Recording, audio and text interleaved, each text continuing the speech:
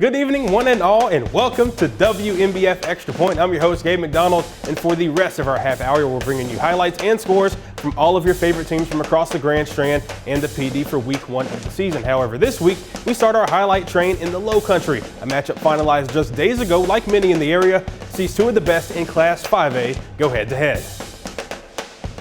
We start off tonight with the Carolina Forest Panthers traveling to the Low Country to take on second-ranked Fort Dorchester. First play of the game, the Panthers try to get it going, but this is not the best way to start out. The running back coughs it up, and it's recovered by the Patriots. Fort Dorchester now in business on offense. Soon after that, they would capitalize with this touchdown. Fort Dorchester would take an early 7-0 lead over the Panthers. We're still in the first quarter. Patriots continue to pour on the points with another touchdown run. This one puts them up by 2 scores. Last week, it was the Panthers getting out to the early lead. This week, it is the opposite. Taking you to the second quarter, Carolina Forest have put 6 on the board, but it's quickly countered by another touchdown run by the Patriots. They lead 21-6 over the Panthers. The Panthers trying to get something going on offense, but a sack would force a punt by CF, and then the run game by the Patriots would be huge like it always is. And here's another score for the home team that would put them up 28-6. They would also capitalize in the passing game as well. The Panthers defense really struggled, but they were able to put up some points, but they would fall tonight by a final of 58-26. We head to the PD, a historic night at West Florence as the Knights hosted Sherrall in the first ever game at Knight Stadium. The home team already up a score, and then the Braves answer. Sherrall's Malachi Roscoe hit Zay Brown over the middle on the slant, and he makes the defense pay. He finds the end zone 70 yards later, and that would tie the game up at 7 points apiece. But West Florence, they would respond. Expect a huge season out of this guy. Senior running back Terry McKiffin, that's Terry with a T, coming right into your living room. That 20-yard scamper gives the Knights back the lead. Now we go to the second. West Florence up 10 over Sherrall and trying to add to it thanks to their special teams. Here comes a block punt by the home team, and that would set them up greatly at the 2-yard line. You always need special teams to win championships, and that was a huge play by them to put them in business. Ensuing drive, more from McKiffin. He makes easy work at the short field for yet another score. He found the end zone 4 times tonight. West Florence led 23-7 at intermission, and the Knights go on to get it done. They open up their new digs in style with a 35-14 win over the Braves.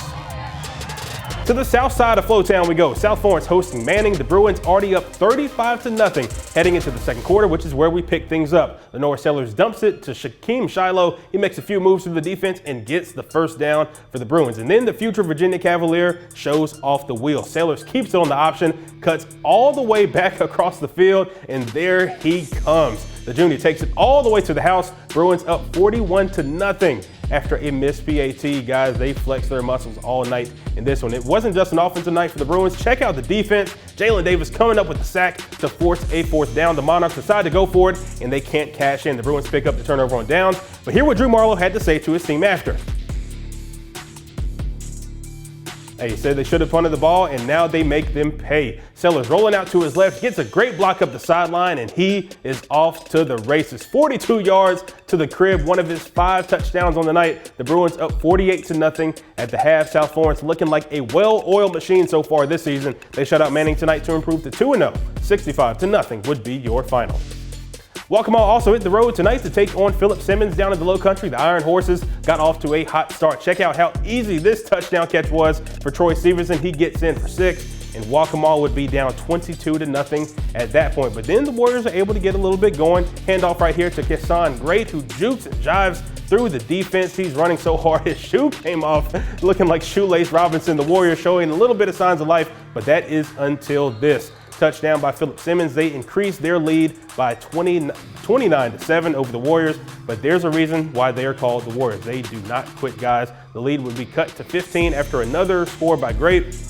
The Iron Horses would then set themselves up with great field position on this kickoff return, but guys, the Warriors just wouldn't have it tonight. The Iron Horses get it done over the Warriors by a final of 36-14. The first half of our action in the books, but we got more coming your way. We'll have those Class 2A and 1A highlights along with some SCISA action. That's after a quick timeout. Keep it here.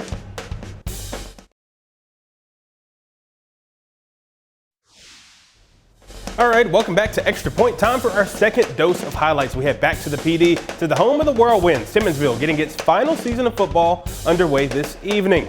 Whirlwinds with a solid test this evening, hosting 4th-ranked Marion. The Foxes looking to extend their lead here in the second quarter. Gabriel Cusack finds some running room and finds the end zone. Marion goes on top by 24 over the Whirlwinds. Timmonsville would get on the board, but Marion would immediately put that celebration to an end. On the ensuing kickoff right here, Jameek Nichols corrals the rock and takes off. The ball from the kick, and he takes off first up the far sideline, then he cuts all the way across the field, and he is off to the races. He could go almost all the way. He's right down in the red zone, but Marion would capitalize on the good field position. Coming up right here, Quaysheed Scott takes the handoff and rumbles in for another score for the Foxes. Marion in full control of 32-8 at the half over Timmonsville. We move to the third quarter.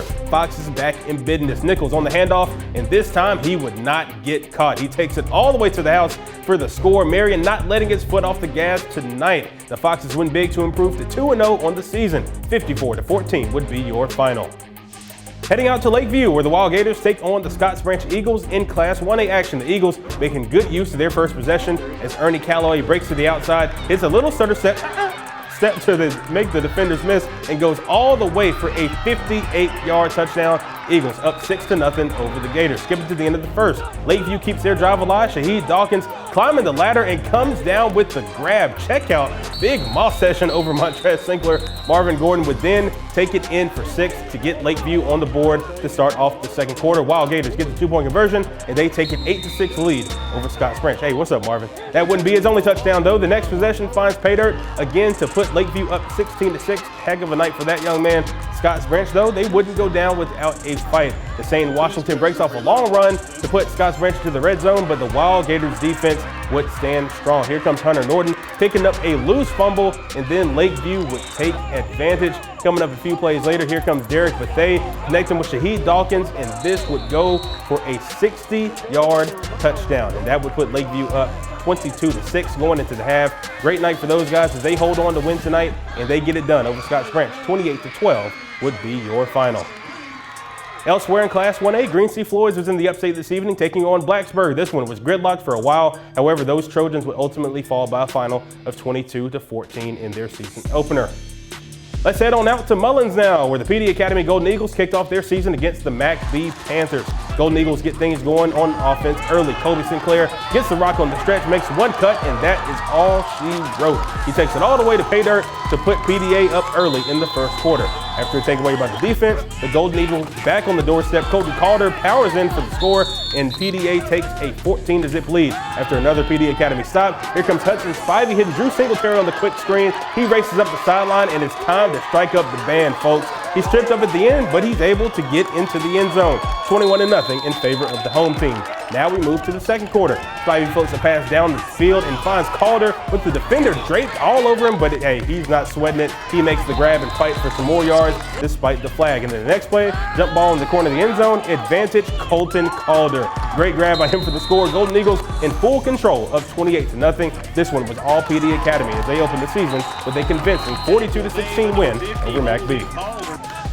We head back to Florence for some skis ball. Florence Christian taking on Dillon Christian this evening. The Eagles wasting no time in this one. Ethan Kelly takes a handoff, makes one cut, and he is gone. Nobody in sight to slow him down. The PAT would be no good. Florence Christian only up 6 points over the Warriors. Dillon Christian trying to get some offense going, but FCA would crash the party with a sack, and that would give the ball back to that offense. Next Eagle drives. They go for it on fourth down. Joel Huntley hits Amika Johnson, and check out Johnson with the little toe drag swag on the far sideline to keep the drive going. And on the very next play, Huntley finds Johnson again on the screen, and he does the rest. One cut back to the outside, and he gets 6. He'd also scored the 2-point conversion, and the Eagles go up 14-0 after the first quarter. Florence Christian would continue to open the floodgates and win this one by a final of 39-12.